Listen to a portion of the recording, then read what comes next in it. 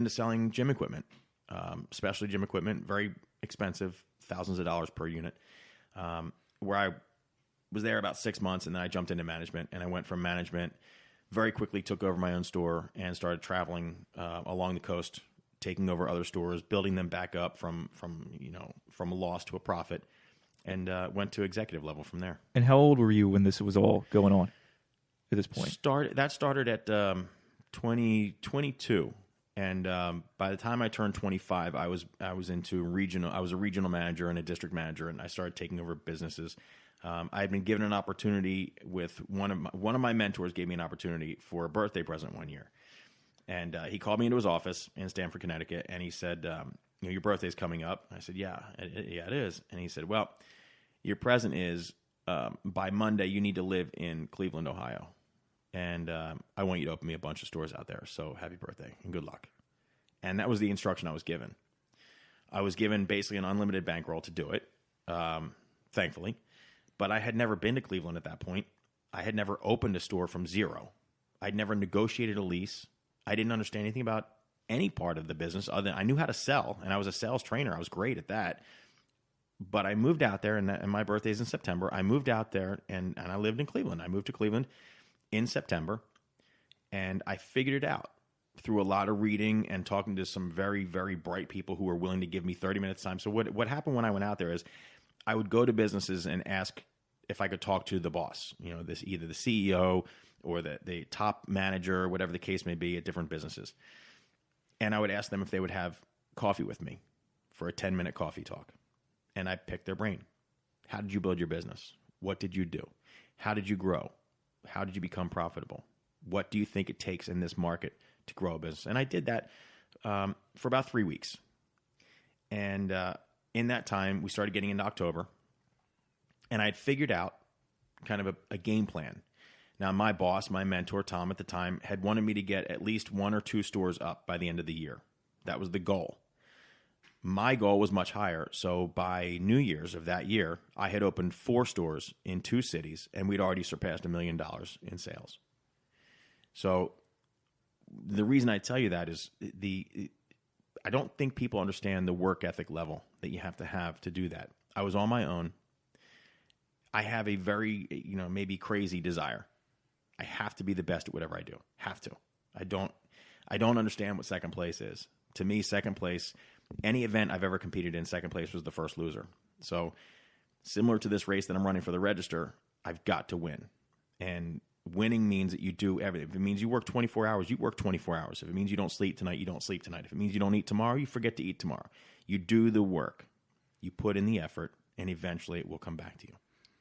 Well, John, on top of that, you exchanged that story with me about the impromptu trip overseas. Mm-hmm. So tell our friends about that. So that came several years later. So I was in executive management at that point, and I got a phone call from a company based in Amsterdam. They wanted me to come out for a meeting, and I live here outside of Philadelphia. They wanted me to come out for a meeting, and they wanted me to be there tomorrow morning. Was essentially what they said. I told them that's not going to happen. That tomorrow morning you're in Amsterdam. Like that's not. I can't just jump. I can't just hop in a car and drive over. We at the very last minute were able to schedule a flight at 10 o'clock that night, a red-eye flight that got me into Amsterdam at just before 7 a.m. their time for an 8 a.m. meeting. And I had 2 hours to get to the airport. It was literally last minute. The only ticket that was left was a first-class ticket. Thankfully, they paid for it. It was extremely expensive. But I got on the plane that night, and I was at their table at 8 a.m. the next morning ready to go to work.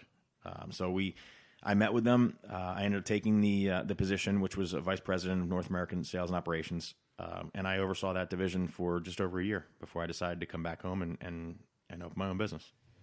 Well, John, it sounds like you could pretty much handle anything that anybody throws at you. You've traveled the world, you've started businesses, you have a killer attitude.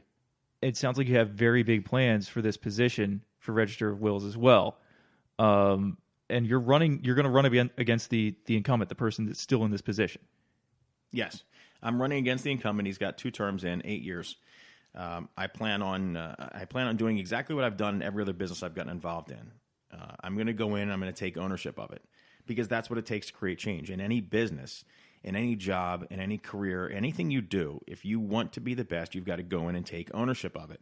Now, that spans across from whether I was starting a business, working in another person's business, or helping somebody out, or mentoring. You have to take ownership. You've got to put yourself out there. You've got to risk loss, and you've got to be willing to take criticism.